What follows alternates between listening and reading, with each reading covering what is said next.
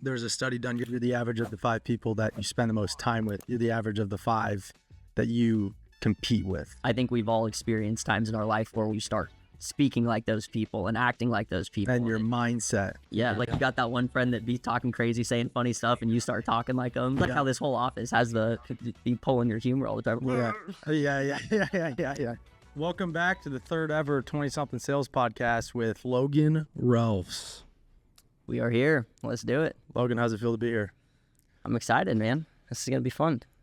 Me, you, and the millions of viewers watching, man. Oh, man. Got me nervous. It's like 2 people on this thing right now. But yeah, dude, shoot. Where do we start, dude? You're from Nebraska? From Nebraska, Omaha, Nebraska. Born or raised? Nope. Born in California, but definitely raised in Nebraska. You were born in California? I didn't know that. I was, yeah. Okay. Why California? At the time, my parents were living there. Moved out of there when I was like 2 years old, so can't really claim California, but it is cool to say that I was born there. I'll say that. Cool. Why'd your parents move to Nebraska? There's a lot of people here from Nebraska. You, Logan. So we got the 2 Logans, and then Jackson and Tyler now. Yep. Yeah. The Wow. Nebraska boys were. What's in the water, dude? What are you guys eating out there? I don't know. Corn. Those corn-fed boys, they know how to sell like that. Yeah. So. Dude, it's true, man. Nebraska has always been a strong sales team for Southwestern, that's for sure. And definitely in the office. I mean, you guys are like 75% of the office right now. Holding it down. Or like 50% or whatever. So why'd your parents move to Nebraska? Do you have any idea? My guess would be is my mom's whole family's from Nebraska. Mm-hmm. So her parents and I don't know the direct reason why. I want to say they moved to California because at the time I think my dad was like working for a church, and that's just like where that had led them. And then Is he a pastor? he was like a college pastor at the time. He actually got a degree in college for Bible study stuff, and Really? yeah, but I don't know the direct reason why we ended up, moving everything back to Nebraska. I'm guessing just my parents' family was out there, and that's all I really know. Crazy. Yeah. Crazy, dude. Well, I think the people kind of want to know your story, Logan. I mean, obviously, I know that you started off in, was it 2020, selling books? Would have been the COVID year, summer. So, Yeah, 2020. 2020, man. That was a crazy year for books. Yeah. That was a crazy year for everybody, dude, getting started off, because I remember that sales school, us doing virtual and being like, leading up to the summer. When did you get recruited? What month? Probably like February or March. So on like the back end half of the school year. Was it before the pandemic or after? So we all got sent home from college like a month before school would have been out for the summer. Mm-hmm. So I definitely got recruited before then because I got floated on campus. Like I was approached on campus and had heard about it. And it's a pretty wild way to get recruited. Yeah, they say it's some kind of crazy stat. Like, I don't even remember what it is. Maybe like less than 5% of people that actually end up doing the program and especially sticking with it end up getting floated. Or floated. So yeah. Yeah, that's crazy. So you're just walking around campus, minding your own business, and then all of a sudden somebody's like, hey. Yeah, no, it always cracks me up because I was in the union of UNL, Nebraska Lincoln, where I went to college, and I never went to the union ever. Probably went there like 2 or 3 times the entire I think I remember you telling me that. Yeah. And I was just with a couple friends getting some Chick-fil-A, and then, was just approached, and I was like, oh, yeah, no, I'm like into sales. You were into it from the get-go? You weren't weirded out at all? No, like all of my friends were kind of like, well, what's this? And I was just like, oh, cool. Like this looks cool. Like I'll definitely fill this out. And yeah, really forgot all about it. Ended up getting a call and was just like, all right, yeah, I'll show up to this info session. Wow. The rest was history. So it's kind of crazy. When you showed up to that info session, what was going through your mind? It was in person, right? Yeah, it was in person. Who ran it? Was it Danny? Justin Weebelhaus. Kenzie Jensen. So really? Super solid squad. So they ran through it. And Kenzie was coming off of her, first summer. Yeah. First year. So yeah, that was big time. You guys, Nebraska, and then it was like Logan. Well, I forget who was 2020. That Miles White? There was one in between that wasn't. And then it was Merritt. So it was like Kenzie, somebody else, and then Merritt. Force held it down for those number 1 first years. I know. So that's crazy. So you went to the info session. They started talking about this program, and you were pretty much totally bought in from day one. Yeah, I was pretty bought in from day one. I'm just naturally have always been a pretty hard worker, and for whatever reason, just had some kind of wisdom of it made sense to me to like do something hard and set yourself apart from your peers. And you know, I just definitely believed in the fact that if I did something that was crazy that no one else was willing to do, that it was going to benefit me. And, you know, obviously, like I told my parents about it, and I always laugh about this, but if you're a parent and you're not somewhat skeptical of your child, like introducing you to this Southwestern program, like you're especially if probably you a give bad them like parent. the full scoop instead of like, yeah, it's a sales and marketing internship, and you actually tell them like exactly what you're going to be doing. You know? Yeah. And they're not like, are you sure about that? Yeah. You know? So Sure about that? yeah, so it's funny. I always say that I'm like, you're probably not a good parent if you're not some level of skeptical hearing that your kid wants to go door to door, 100% commission for 80 hours a week. Yeah, But, across the country. yeah. I think my parents also, you know, understood the whole, like, as crazy as that sounds, like, I know that's going to help you grow really quickly and all of the things. So, like, they were honestly Really, super from day one. maybe not day one. They had some concerns, and what really helped was, like I said, at the time, Justin Wiebelhaus had ran the info, and he was involved in kind of recruiting me because the person I was originally floated by, they had just called me up. I went to the info, and they just kind of like had forgot about me. So Justin like took me under his wing. And he did the interviews. And We all were that? going through the process together, and he's like, well, dude, my parents like sold books. Like, how about I just have them talk to your parents and like give them like some perspective? And I was like, Yeah. my parents would love that. And so my mom and dad, or maybe just my mom, had gotten on the phone with, I think it was Justin's mom. Right. And so they got to talk. And like after that, they were super sold on the whole program and just understood the point of it. And from there, were very supportive. So that was like helpful in my journey of like deciding to do this and Yeah. all the things. So Do you feel like you would have done it if your parents didn't approve and they were like, nah, you shouldn't do that? I mean, it's I guess hard- you can't really go back in time. Yeah, 'cause- it is hard to say. If your parents are like, no, I really don't think you should do that. I respect my parents a lot, and they've made a lot of good decisions in their life. So I think I'd be dumb to not listen to that. But I want to say if it was like a half and half, like I would have done it for sure. Yeah. Because like I said, I'm just like that. And for whatever reason, I was very bought in, and I just like believed in the fact that, you know, Yeah. be good. And it's just crazy too, because I don't know a lot of people who got into the program and didn't know anyone who's done it before. You didn't know a single No, person. like it was the most new random thing to me of all time. Like Is this freshman year? yeah, so I was a freshman, Wow. heard about it, and you know, I was just like, this sounds crazy, this sounds cool, but I didn't know anyone who had ever done it, didn't have any kind of like example to look up to, or someone like, oh, they did it and did well. Yeah, Like I could right. probably do well. I just kind of figured that I would do well, and That's crazy. yeah, no, it is kind of crazy. That's crazy. Yeah. And then you went to sales school, and it was like a brand new thing because it was virtual. Oh man. You know, you probably can you even like take your mind back to that point? Because I remember going into my second summer, it was like after that first one, you're already scared shitless going into the second summer anyway, because it's like you know what's about to happen. And then, I remember Shane, prepping all of us, my student leader, well, my sales manager, and him just being like, yeah, we're gonna have phase 1, phase 2, and then maybe phase 3, And it's like a huge maybe, like huge question mark, or what's actually going to happen. And just like the uncertainty of that second year. But when you dive head first, I guess not knowing like what you're getting into, and it's your first summer, it's probably a little bit different. But what was that like?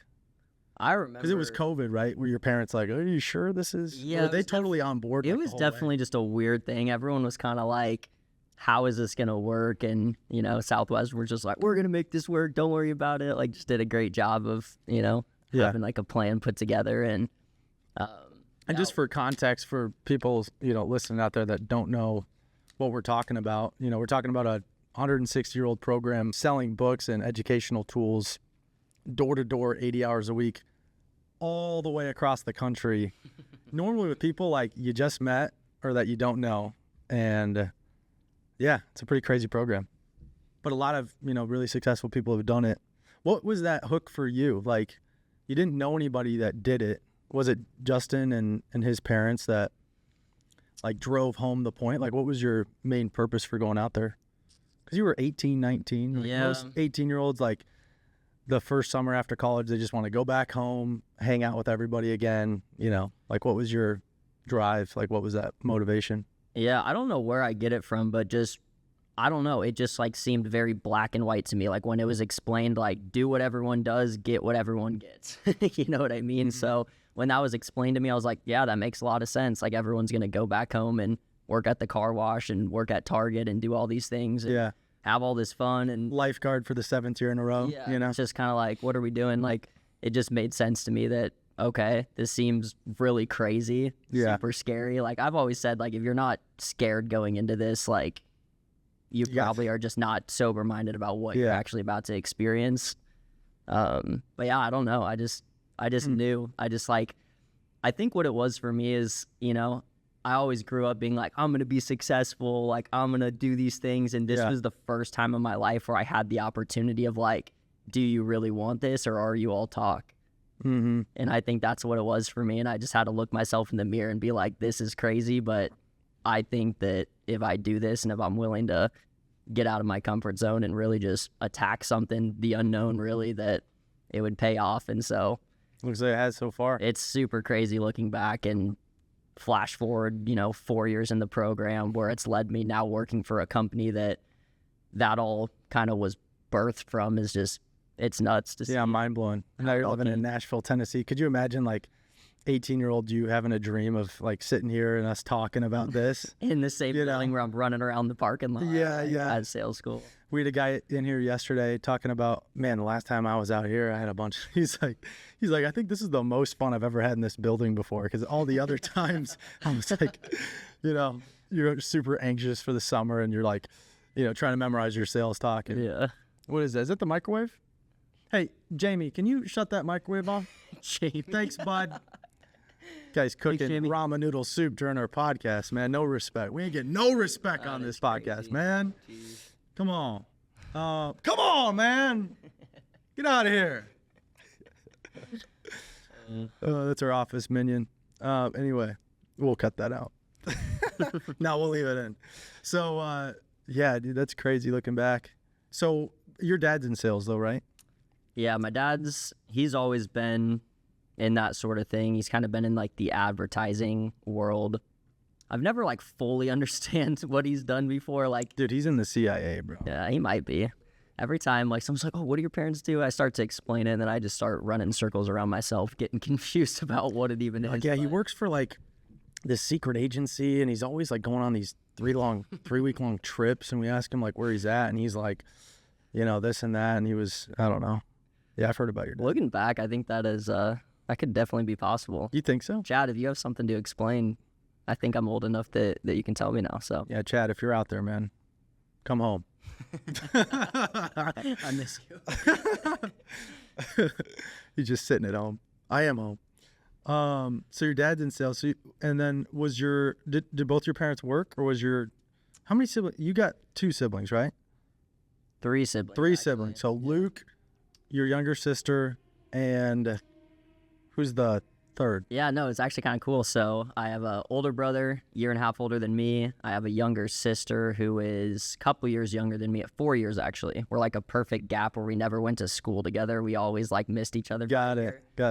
And then I actually have an adopted sister from China. No way. I had didn't know no you didn't know idea. that. No, I had no idea. Yeah, super Wow. fun. So, That's crazy. We've been working together for 25 years, and I didn't even know that, dude. That's crazy.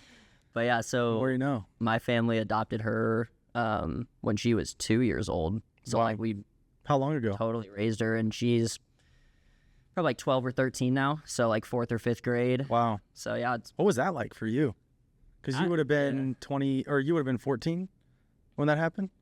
pretty young. Yeah. Somewhere around there, like in my middle school ages. Hmm. I was the only one, me and my other little sister, like we didn't get to go to China, but Luke did. Wow. So like my parents and then my grandma and Luke, they all went to China. They were Dude, there for, that like, is a week or two. crazy. Yeah. Huh. Crazy. That must have been exciting when they came home. You're like, oh, I can't wait to meet her. Did you have like a picture, like what she looked like and everything?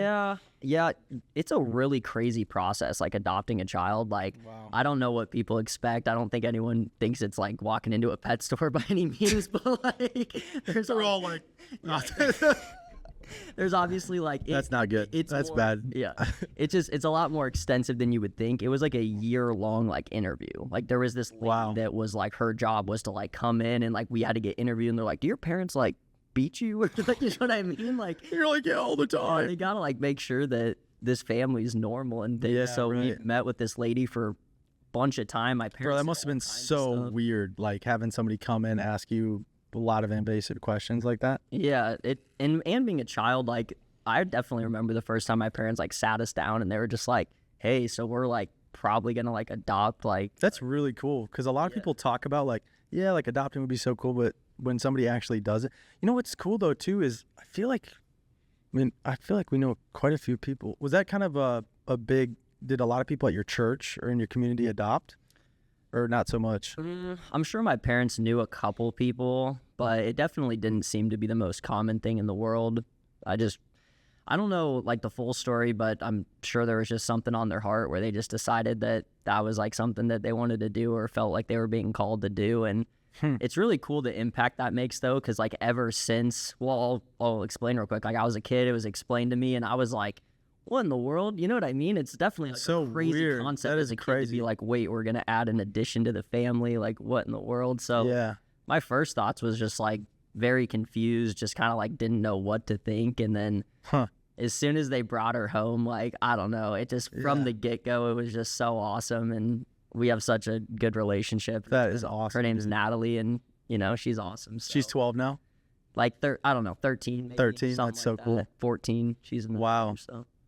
Man, your parents must be pretty cool. Yeah. No, my parents are awesome. They're super cool. That's dope, dude. Yeah. Where were we? What were we talking about? Talking about Southwestern. We're talking about Southwestern. Actually, we're going to do a quick segment here. You don't mind if we do a segment sponsored by Edley's, do you? Oh, I love Edley's. Let's do it. Okay, great. So this segment is called Two Truths and a Lie. Okay? Okay. All right. Truth number one, you once sold a policy to a deaf man over the phone. Okay. Truth two, or lie, Logan Merritt doesn't pay his taxes. Gotcha. And number three, this podcast is sponsored by Edley's. Two truths and a lie. So just to repeat them back, you once sold a policy to a deaf man over the phone. Well, I know that's one of the truths. Logan Merritt doesn't pay his taxes. This podcast is sponsored by Edley's. What do you think? Logan Merritt doesn't pay his taxes. All right, back to it. So,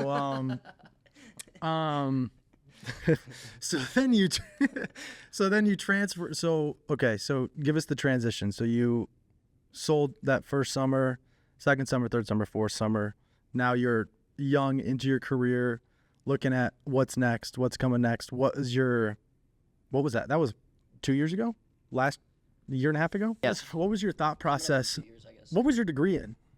Business administration. So I went to college basically like knowing that I don't know. I don't even really know what I thought. I just went to a school that was like, you go to college and that's just the thing that you do. Right. So just kind of was following the lead and didn't have anything specific that I was trying to learn. I knew I was going to end up being in sales or some kind of business. So it just made sense to me to just get a, you knew for sure you were going to go into business. Why?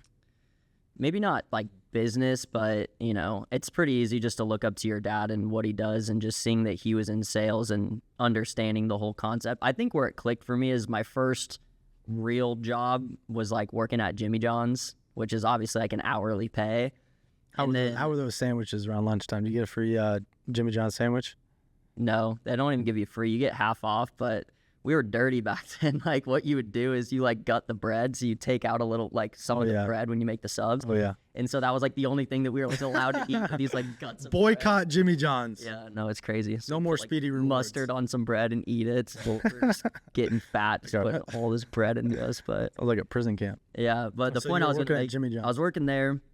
Worked there for a while, like was good at my job, worked hard, took pride in what I did, even though I was making sandwiches, and then ended up finding a job at the shoe store where I was also getting paid hourly, but then there was an opportunity to earn commission. Like you would get X amount of the sale if you sold the shoes and you talked to the person and your name was like on it or whatever. And I think that's what really opened my eyes to just being very mind blown that anyone wants to do a job that you get paid the same as the guy next to you and you're working twice as hard. That just like never made sense to me at all. And it just depends. Like, obviously, if you have something you're trying to do in this world, then like maybe that makes sense. But for me, that opened my eyes to being like, okay, this is why you get into sales, or this is why you get into opportunities where your work directly reflects, you know, your income. And so that was the starting point. From there, moved on to a car wash where I was also getting hourly and tips. Once again, just like always having that incentive, like something just to work hard and stay in it. And so I think that's what birthed the mindset of just like being in sales and wanting to have that type of a role. I also knew that I wasn't very, you know, educated on these different ideas. Like, I just wasn't going to go and be a doctor or be a lawyer. Like, that just was nothing I was interested in. Like, I was real with myself, and I'm like, cool, I know I can like talk to people and have fun, you know, I'm going to ride with that. And you weren't trying to be something that you're not. Yeah, you know? I wasn't going to be too concerned with trying to like show up and, you know, be the CPA or whatever. It just was never my thing. Sounds so boring. I don't think that was that's what I was designed for. So So what was your experience after selling books? Like when you were going into when you were going into the job, the market, like what were you looking for? Yeah, I knew that because ultimately you're working with us here, selling life insurance, kicking ass. Yeah. Like you just did in the first 2 weeks of November.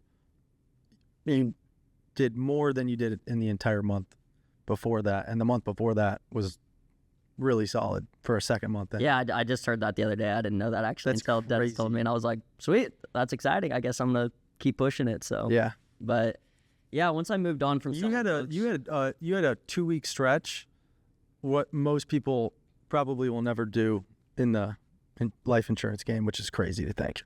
That is kind of crazy. So props to you. Appreciate that. But anyway, so that's now. But what was the interim? Yeah, so I moved on from selling books. Really enjoyed my time there. It was just time for me to leave. I feel like I got what I needed out of it.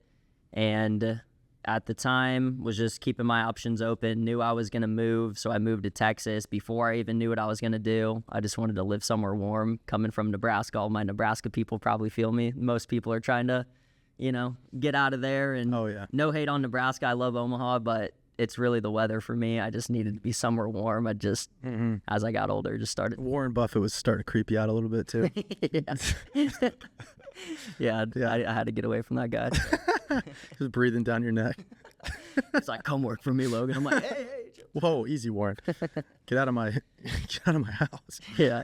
Yeah. So anyways, moved there and just ended up hearing about an opportunity that, you know, another sales role, and sounded really cool. I always was bought in. I think my dad kind of implemented something in my mind to find a job where you can sell and try to like make money off that forever. Not just like always a transactional sale, but something where you're getting residuals. And so out of the opportunities I was looking at, this job in particular was that it was like the whole credit card processing industry. And so it was fun. It was very transferable to what I was doing in books in terms of I was going like business to business, you know, walking into these small businesses unannounced, just like, what up? Yeah, hey, like I'm Logan, like trying to meet the owner and, you know, pitching them on the credit card processing machines, and all the people you end up selling and working with, you're kind of you're their rep, right? So it's like I'm the one helping them out when they have problems and such. And so therefore I'm, you know, getting paid monthly on all the business that I have. So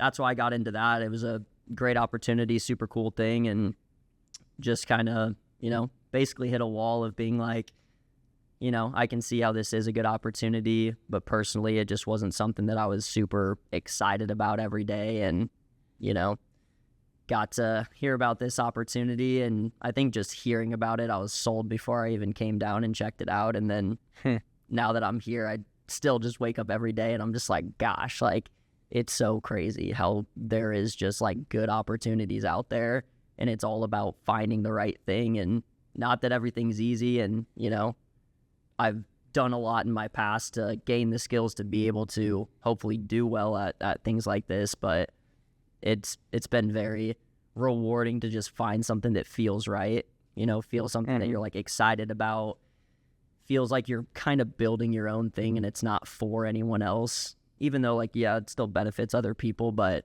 I just think I really enjoy taking pride in like my business and my work and kind of everything that's going on. And so we're definitely going to clip that one up. That was great. cool. That's awesome. So I do want to know why though. Why do you feel like you hit a wall? Was it because I've got a couple things in mind. Like for me, I remember like right after my first summer selling books, I went to go work for one of my dad's businesses, and it was business to business, like heavy equipment, or they're called CNC machine tools, and you'd sell them to like, you know, these manufacturing places and whatnot. But it's just you out there knocking on businesses, leaving cards. We didn't really have like a system. Yeah. You know, my dad's just like, he's a character, man, but he's just like, well, you know, hey, you just go back every month and then, you know, you'll figure it out. Yeah. He's like, you can't beat somebody that won't quit. You know, that's his mindset. Yeah. And which is great. He's been successful at it. But I just wanted like that camaraderie of people, you know, like like-minded people in an office or outside of an office. But I just wanted that environment and that atmosphere of like, we're all doing this thing together. Like we're building this thing together. And I needed and wanted people around me to push me, you know? Obviously that was after my first summer, but do you feel like that was the wall, or was it something else? Yeah, honestly, like with you saying that, I kind of reflect on it and I try to figure it out, and that's 100% why, because I think when I came down here to shadow this job and see it, I was like, it just clicked to me that like nothing matters except for being around the right people that are like-minded, that are all hardworking, that are all trying to help each other. And, you know, I'll be very clear, the job that I was working with had really awesome people, really great leadership. And I think it was just the dynamic of, you know, I'm the only person that's living in Texas. We would meet on Zoom in the mornings, and like there was team camaraderie to it for sure, but it just wasn't the same. It's kind of hard just every day going out there and doing it by yourself and meeting with your team a little bit in the mornings. But like, I love what we do here because we're all working on our own thing, but it's also we're, you know, popping in, playing ping pong, or we're popping in and sharing ideas of what's working, and I can sit in and listen to someone if I want to, you know, sharpen my sword on, you know, these different skills. And so it just makes sense to me that you're in an environment where you can be around top producers, and it's like, how are you not going to be a top producer when you just surround yourself with people that are producing at a high level, that have a great attitude, that are focused on the right things in life, that have great habits outside of the job as well. And I think that really just hit home when I came down here, because as soon as I experienced it, I was just like, okay, cool. Like I'm going to quit my job and this is what I'm doing. You know? Yeah, exactly. You hang around people that, I mean, it's just, you're the average of the 5 people that actually, dude, I heard this quote the other day that was, actually there was a study done. You're the average of the 5 people that you compare yourself to, instead of you're the average of the 5 people that you spend the most time with. You're the average of the 5 that you compete with. You ever thought about that? I think there's truth to that, and I think a lot of the time the people you spend the most time with probably are the people you end up comparing yourself to, because it's, I think we've all experienced times in our life where we aren't around the right type of people, and you just know how that rubs off on you, and you start speaking like those people and acting like those people. And your mindset. Like you are lying to yourself if you don't think that like the people you're spending your time with are rubbing off on you. Everyone knows, like, you got that one friend that be talking crazy, saying funny stuff, and you start talking like them. It's like how this whole office has to be pulling your humor all the time. Yeah. So, you know, Merritt's doing it, and now I'm like catching myself doing it. I'm like, what am I doing? But you look in the mirror and you start looking like me a little bit. I know. I'm like, geez, am I getting so good looking all this? But like, that's the difference. Is it's like that's a funny, stupid thing that's like not gonna hurt anyone. Whereas on the flip side, if you're hanging around with people that are doing stuff that negative mindset, all of that, like that is going to affect you. Yeah, it's like when you're in high school and your parents are like, you should stop hanging out with Billy. You're like, Billy's awesome. We smoke cigarettes in the park. You know. Then you grow up and you're like, gosh, why are my parents always right about that? Yeah, I know. Seriously. So funny. Show me your friends, man. Show them the future. So, sheesh, dude. Well, I guess we always like to end this with, this has been great, by the way. Good. This has been awesome. I guess, what do you, for a new guy coming in first with sales, you know, this is the 20-something sales podcast. You're 20-something. I'm 20-something. Is that true? That is true. Perfect. I'm 20-something. That's true.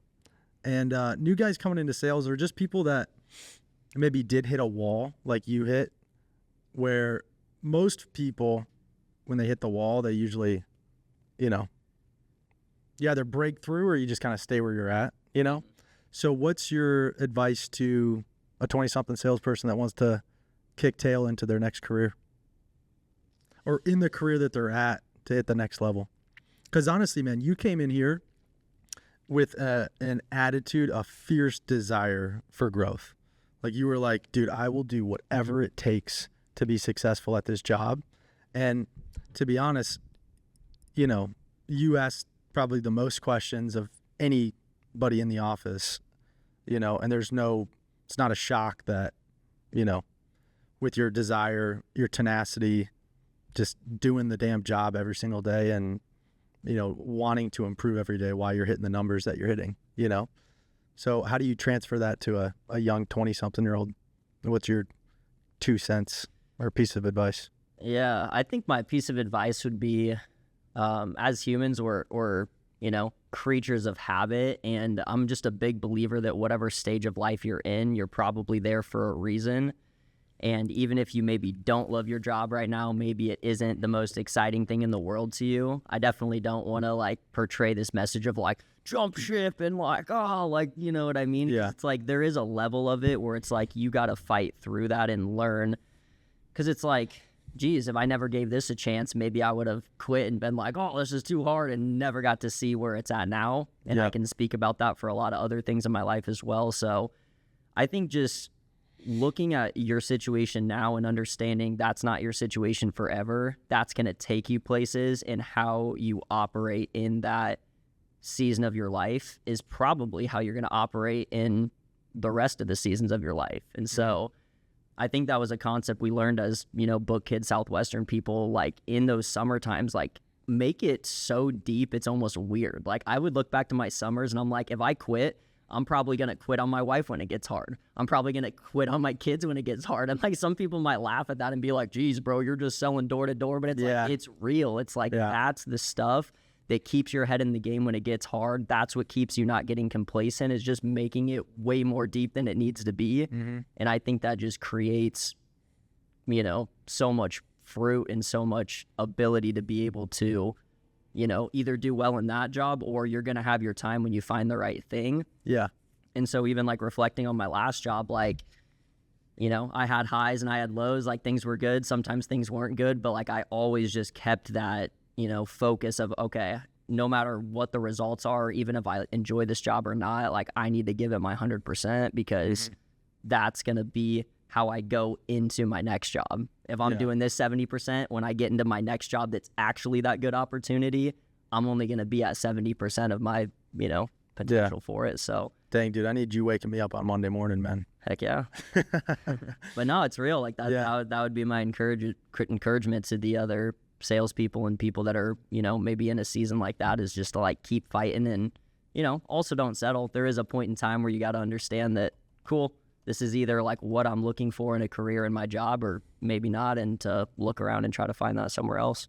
That made me think of a quote, dude. That was awesome. That's great advice. This is one by Aristotle. Virtues are formed in man by his doing the actions. Oh no, that's Will Durant. Hold on. We are what That's a misquote. We are what we repeatedly do, therefore excellence is not an act but a habit. I think that perfectly encapsulates what you were just talking about there. Well, dude, I'm excited for you, man. I think I'm excited for us growing the business together, and what you're going to do this year, dude. It's going to be a crazy end of the year. We're going to go to Gatlinburg and regroup as a team and really figure out the goals for 2024. And what are you most excited about for 2024? 2025 and beyond, or 2025 and beyond? Gosh, I'm just so excited to see this thing grow, because, I just know how much conviction I have in it. Just, it checks all my boxes as far as selling a product that matters, being around the right people, having great opportunity for earning potential. It's just got it all. And so I'm just super excited to watch this thing grow, bring more people in, bring people that I care about into a really good opportunity, and just, have this be not only something that's life-changing financially and just from a work perspective, but something where the kids and the people that are coming into this space and working with us, you know, this is a good impact on their lives. This is a good impact on their families and just the type of people that they are. And like at the end of the day, I think that's where the most fulfillment's going to come from. Yep. Like your job isn't just a job, and it's not just something that pays the bills, but it's really like your purpose, right? Like what you're doing out here and, you know, spreading good and positive energy in the world and, you know, making it a better place. So let's go. that's what I'm most excited for. 2025. Let's baby. go. Now let's go eat this Friendsgiving dinner and go take care of some business. Heck yeah. Sounds good. Well, you've just witnessed the third episode of the 20-something Sales Podcast with Roy Clancy and Logan Ralphs. Till next time. Stay creepy, Nashville.